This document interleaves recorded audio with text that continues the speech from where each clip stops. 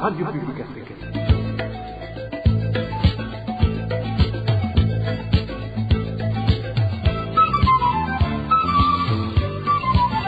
Radio Publique Africaine.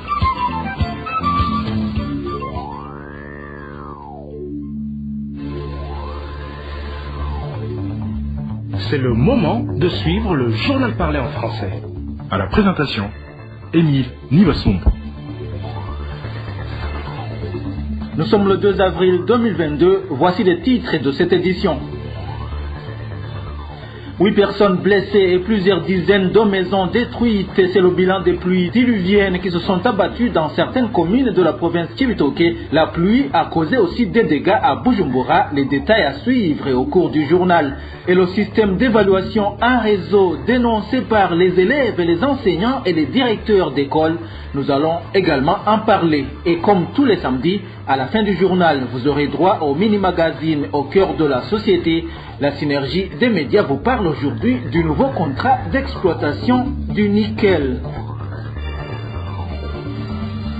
Voilà pour les titres. Le développement, c'est tout de suite.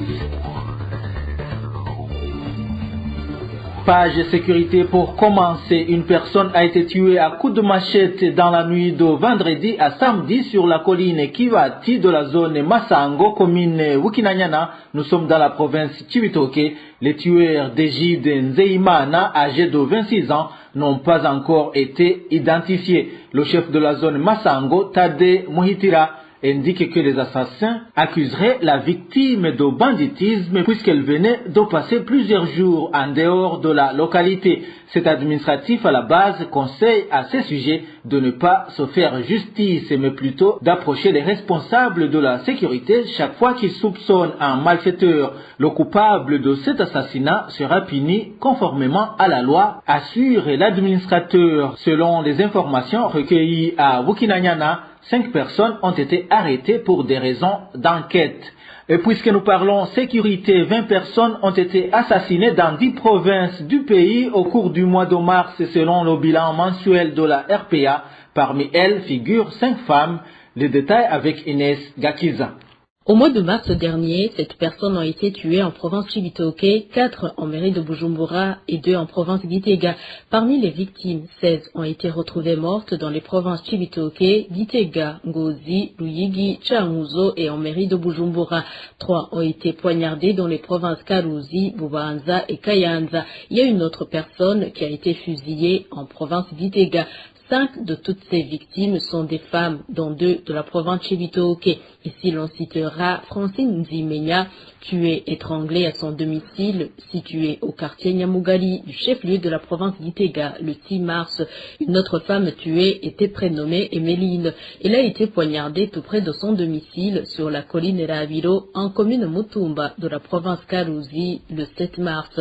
Un militaire du grade d'adjudant-chef nommé Mevin Douimana, surnommé Boulegeya, a été découvert mort tout près de la rivière Nahango en mairie de Bujumbura le 2 du mois dernier. Un certain Vianney Irategeka, un cambiste au marché Bujumbura City Market, a été retrouvé mort au quartier Kigove en zone Gihosha de la mairie de Bujumbura en date du 23 mars.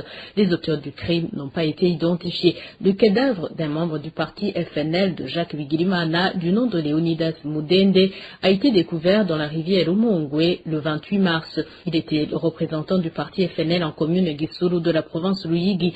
Des mobiles politiques, les conflits familiaux ainsi que les vols seraient surtout à l'origine de ces assassinats. Mais il y aurait d'autres raisons non encore élucidées. Quant aux auteurs de ces crimes, il est pointé du doigt les Imbonera Koulé et les policiers. Et je vous le disais dans les titres, 8 personnes ont été blessées et plus de 90 maisons détruites dans les zones Wuhaira et Ngoma de la commune Mugwi. Nous sommes dans la province Cibitoke.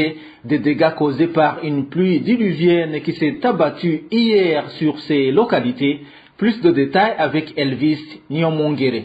La pluie diluvienne qui a causé des dégâts dans les zones de Wuhaira et Ngoma était mêlée du vent violent et de la glaire.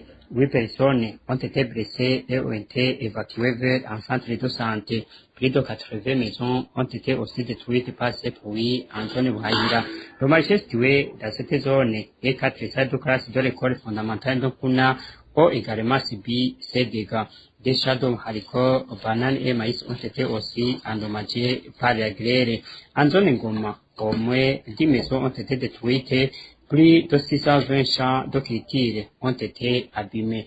Les habitants de ces deux zones, victimes de cette pluie torrentielle, disent qu'ils ne savent plus à qui se vouer puisqu'ils n'ont pas d'abri et de quoi manger. Ils demandent aux autorités et différents bienfaiteurs de leur venir en aide. Il y avait des semaines que plus de 150 maisons soient détruites par la pluie mêlée du vent. La pluie a également causé des dégâts hier à Tcharama. À part que les routes ont été dévastées par les inondations, ces eaux de pluie ont débordé jusqu'à pénétrer dans les ménages. Les détails avec Dani Claire Iratroumva.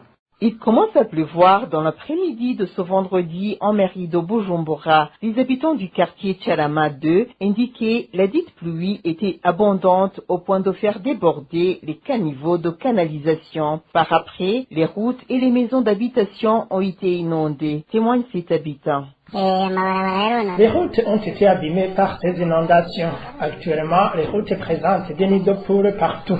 L'eau a même pénétré dans nos maisons, dans les armoires, abîmant aussi nos matériels, mais c'est surtout les routes qui ont été plus touchées. La situation se présente ainsi. Cet habitant fait savoir que cette pluie était mêlée de la grêle. En plus, ce n'est pas la première fois que cette partie du quartier Tcharama 2 soit inondée. Hier, dans l'après-midi, une forte pluie mêlée de la grêle a plu. Elle a même causé beaucoup de dégâts à Tcharama, dans la localité où se produisent souvent des inondations en cas de pluie. L'eau a débordé au niveau des routes jusqu'à pénétrer dans les ménages, mais le bilan de dégâts n'est pas connu jusqu'à aujourd'hui.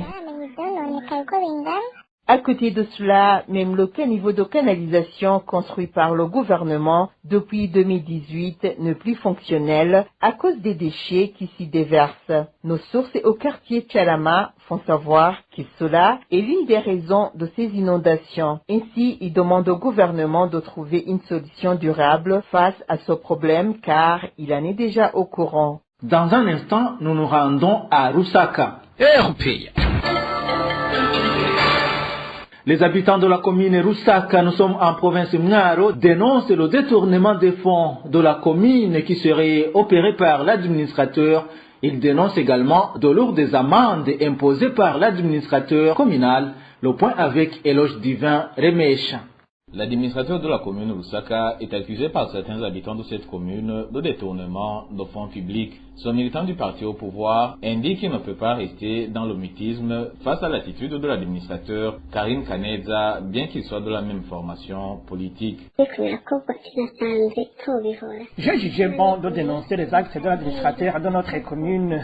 Nous avons appris qu'il rapporte qu'il réside dans une maison qui loue à 70 000 francs burundais. Pourtant, cette maison appartient à la commune. En 2017, cette maison a été transformée par l'administrateur d'alors, Bernardine Ndouimana. Elle habitait dans cette maison, mais rapportait elle aussi qu'elle vit dans une maison de location pour encaisser les 70 000 francs burundais. L'actuel administrateur, Karine Kaneza, a choisi d'habiter au chef-lieu de la province Mwaro et elle utilise 11 millions de francs burundais alloués à l'achat du carburant. Nous qualifions cela de la malversation des fonds publics, d'autant plus qu'une maison communale est toujours disponible pour elle. Cette même source déplore également les actes de vol dont sont victimes certains habitants de la commune Rusaka de la part de l'administrateur Karim Kaneza qui agit en collaboration avec les responsables des Imbonerakure de cette commune. Sur ordre de l'administrateur Karine Kaneza, les Imbonerakure de la commune Rusaka sillonnent toutes les collines de cette commune pour collecter l'argent auprès de certains citoyens sous forme d'amende. Les victimes sont ceux accusés d'avoir mal clôturé leur pâturage. Ils sont emprisonnés et pour être relâchés, ils doivent payer une amende allant de 50 à 100 000 francs burundais. Ce montant est très exorbitant. Les gens sont aussi emprisonnés pour de simples injures et ils sortent du cachot après avoir payé une amende. La rédaction de la RPA a essayé de joindre en vain Karim Kaneza qui dirige la commune Rusaka afin qu'il réagisse au grogne de ces sujets. Parlons éducation sans transition. Certains directeurs des écoles ne trouvent aucun intérêt de la mesure du ministre de tutelle qui les oblige à organiser des examens en réseau pour les établissements issus d'une même direction communale de l'enseignement. Cette mesure pourrait aussi indisposer les parents, les élèves et les enseignants. Emmanuel Niungeko nous en dit plus. Le ministre de l'Éducation nationale et de la Recherche scientifique a sorti une ordonnance numéro 610/151 du 17 février 2022 portant sur organisation et fonctionnement des réseaux scolaires au sein de l'enseignement fondamental. Cette ordonnance est composée de 5 chapitres. Au deuxième chapitre, l'ordonnance parle des missions et de l'organisation des réseaux scolaires, un système qui concerne les établissements publics et privés. Le troisième point de l'article 7 de ce chapitre stipule que le réseau scolaire a pour mission d'évaluer les performances des élèves des écoles au sein des directions communales de l'éducation pour apprécier le niveau d'encadrement des directeurs d'école et la qualité des prestations des enseignants dans les écoles. Le quatrième point du même article précise qu'il s'agit de procéder à l'analyse des résultats en vue d'une remédiation au cas échéant. Lors d'une réunion tenue le 30 mars dernier avec les chefs d'établissements privés à mairie de Bujumbura, le ministre François Habyarimana a signifié que certaines écoles fondamentales ont refusé de mettre en application cette mesure. Selon cette autorité, il y a des établissements qui ont organisé ces examens en commun sans toutefois respecter toutes les règles relatives. Cela étant, certains directeurs d'école qui se sont entretenus avec la RPA indiquent qu'ils sont inquiétés par cette mesure. Selon eux, à part qu'elle n'a aucune valeur ajoutée, ils ne comprennent pas comment des élèves peuvent être évalués en réseau vu qu'ils n'ont pas étudié dans les mêmes conditions. En principe, un élève est évalué compte tenu de la façon dont il a étudié. Nul n'ignore qu'il y a des écoles qui sont dotées de moyens matériels et financiers et en personnel enseignant suffisant et d'autres qui n'ont rien. Donc, cela crée un problème lorsqu'il s'agit de donner des examens pareils. L'autre problème soulevé par ce chef d'établissement, c'est la perturbation au niveau de l'emploi du temps pour ceux qui vont reprendre ces examens. Comment est-ce que les élèves vont aller en vacances puisque le calendrier ne va pas changer? Nous ne voyons pas comment nous allons expliquer et gérer cette situation. Et en plus, nous savons que les enseignants avaient déjà terminé la correction et de mettre les points sur les fiches. Nous allons leur exiger de choisir d'autres examens et de refaire encore une fois la correction. C'est une mesure qui n'avantage à rien en ce qui est des résultats de ce deuxième trimestre, mais également en ce qui concerne l'organisation du travail. Au cours de cette réunion tenue le 30 mars dernier, François Habyarimana, ministre de l'Éducation nationale et de la Recherche scientifique, a mis en garde les chefs d'établissements, surtout privés, qui continueront à faire sourde oreille pour la mise en application de cette mesure, en leur signifiant que des sanctions pourront s'en suivre. De leur côté, certains élèves et les enseignants reconnaissent l'avantage des examens en réseau, mais aujourd'hui, ils trouvent que ces examens sont faciles pour les meilleures écoles et difficiles pour les écoles dont l'encadrement laisse à désirer. Ces enseignants dénoncent particulièrement la procédure utilisée dans le choix de ces examens. Eric Nyonzima. Contrairement aux examens en réseau de l'année passée, le choix des examens est mal conçu. Auparavant, les enseignants dans le même cours s'asseyaient ensemble pour choisir l'examen. C'est du moins le point de vue du syndicat des enseignants, tel qu'écrit dans leur voie de communication journal Voix de l'enseignant. Aujourd'hui, regrettent les enseignants, chacun dans son coin choisit les questions d'examen qu'il envoie à la direction communale de l'éducation. Or, l'enseignant choisit les questions suivant son avancement dans la matière. Ces enseignants rappellent alors que tous les enseignants dans le même cours ne sont pas au même chapitre de la leçon au moment du choix des examens. Via leur journal, les enseignants reconnaissent toutefois que les examens en raison en soi ne sont pas du tout mauvais. Le problème, signale-t-il, la dichotomie des apprentissages fait que ces examens sont faciles pour les meilleures écoles, difficiles pour les écoles dont l'encadrement n'est pas meilleur. Au journal Voix de l'enseignant, des élèves de certaines écoles publiques de Bujumbura ont révélé qu'ils se trouvent dans la plupart des cas en train de faire des examens sur des leçons non encore vues en classe.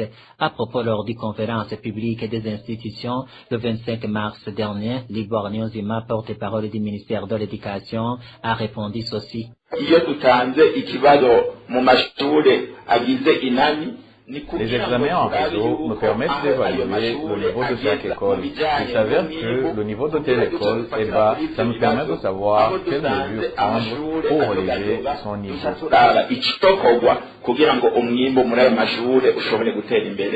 Parlons société à présent. Les commerçants de la bière de banane en provenance des localités de la périphérie de la ville de Bujumbura se plaignent de la carence de cette boisson, une situation consécutive à la mesure d'interdire aux vélos de franchir la ville de Bujumbura. Le point avec Eloge Kwizera. Des habitants de différentes communes de la municipalité de Bujumbura qui vivent de la commercialisation de la bière de banane déplorent la situation commerciale actuelle suite à la décision de chasser les vélos, les motos et les tuk-tuk dans la ville de Bujumbura. Ces boissons n'auraient pas bien le prix convenable et des prix ont été doublés comme l'indique l'un de ces commerçants. Actuellement, les commerçants de cette bière traditionnelle dite Guagua sont dans une désolation car ils ne s'approvisionnent plus en cette boisson comme d'habitude. Lorsqu'on se sert du véhicule pour le transport vers d'autres communes de la mairie, depuis Musaga, le prix doit grimper. La bouteille de bière de banane qui s'achetait à 500 francs coûte 1000 francs. Il s'agit d'une perte enregistrée en même temps chez ceux qui fermentent cette bière de banane.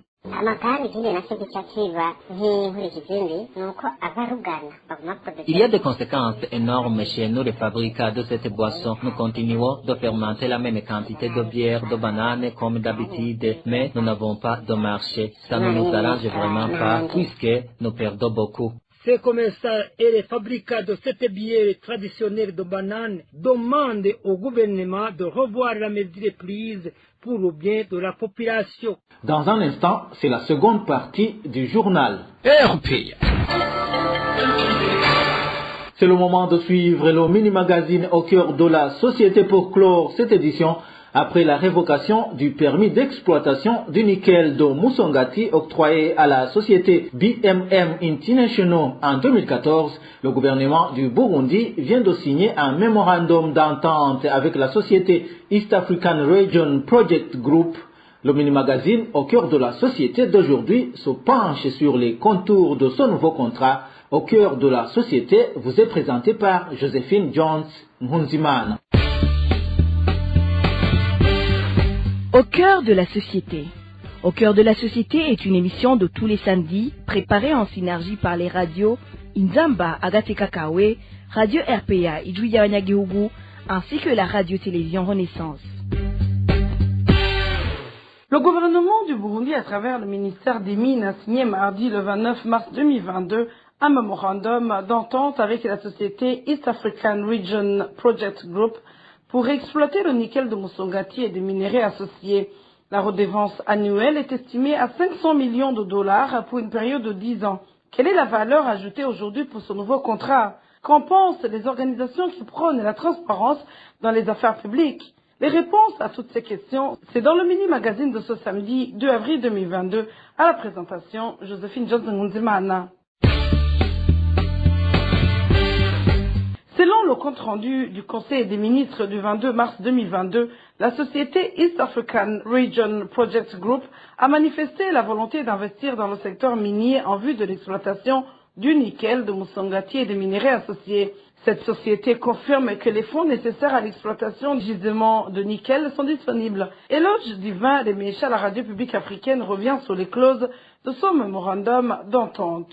La société East African Region Project Group déboursera au total 15 milliards de dollars américains dans 10 ans selon le mémorandum d'entente. C'est 1,5 milliard par an. Cet argent est subdivisé en 3 volets. Le premier volet de 500 millions de dollars par an sera alloué aux recettes budgétaires selon les prévisions du gouvernement du Burundi. Le second volet d'environ 225 millions de dollars par an sera utilisé dans les projets d'intérêt public. Et le troisième volet d'environ 775 millions de dollars par an servira à l'exploitation du nickel. Ce premier mémorandum d'entente a une durée de validité de 2 mois pour donner le temps à la société East African Region Project Group de verser la première tranche des fonds. Pour des raisons de prudence, le gouvernement du Burundi se réserve le droit de proposer des mémorandums d'entente de courte durée tout au long du projet. Pour Gabriel Rufyiri, président de l'OLUCOM, l'État se serait précipité pour signer ce nouveau contrat car il y a des préalables pour que l'exécution de ce projet d'extraction dure et soit rentable. Il doit y avoir de la transparence. On aurait préféré que l'attribution de ce permis d'exploitation précède la mise en place de la politique nationale minière et l'adoption du code minier. On aurait aussi préféré connaître à l'avance si le pays possède déjà l'énergie nécessaire à l'exploitation de ce gisement et quand finiront les travaux de construction du chemin de fer, car depuis longtemps, les deux constituaient des préalables à l'exploitation du gisement de nickel. Et jusqu'à maintenant, le peuple burundais ignore encore si la solution à ces préalables a été trouvée. Une autre chose importante à connaître, c'est l'identité de cette société. N'est-ce pas une société qui est en train de faire du blanchiment d'argent? Cette société n'est-elle pas comme les précédentes sociétés qui ont échoué? Nous nous posons plusieurs questions sans pouvoir trouver de réponse. Et de surcroît, les manquements que nous avons dénoncés il y a 8 ou 10 ans sont toujours là jusqu'aujourd'hui. Nous estimons qu'il n'y a pas eu d'études bien faites avant l'attribution de ce gisement de nickel. Dans ce dossier, nous soupçonnons des intérêts d'individus dont on ignore l'identité. Nous souhaitons que l'État donne une réponse à chacune de nos questions pour éclairer l'opinion. Selon le communiqué du gouvernement, des recettes issues de l'exploitation du gisement de nickel sont prévues dans le budget. Et c'est ce que nous souhaitons tous, à condition que ce soit dans la transparence. Si nous analysons la manière et la rapidité dans laquelle cette session a eu lieu, nous soupçonnons quelque chose de louche derrière.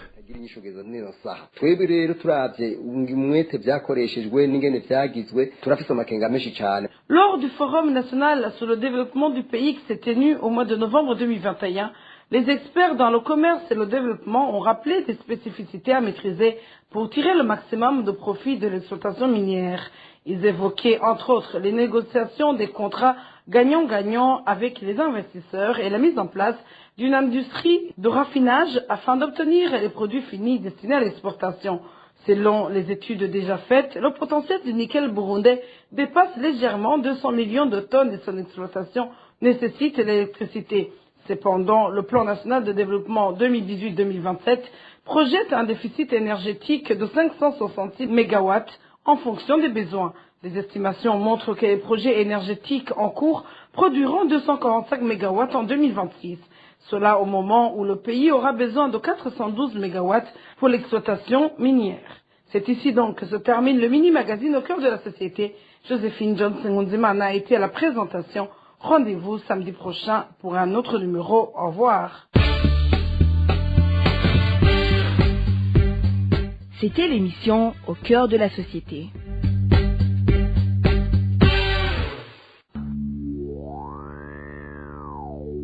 Voilà, c'est par ce mini-magazine de la synergie des médias que nous mettons un point final au journal du 2 avril 2022. Merci à vous tous qui nous avez suivis. À la présentation, c'était Émile Nibasumba. Au revoir.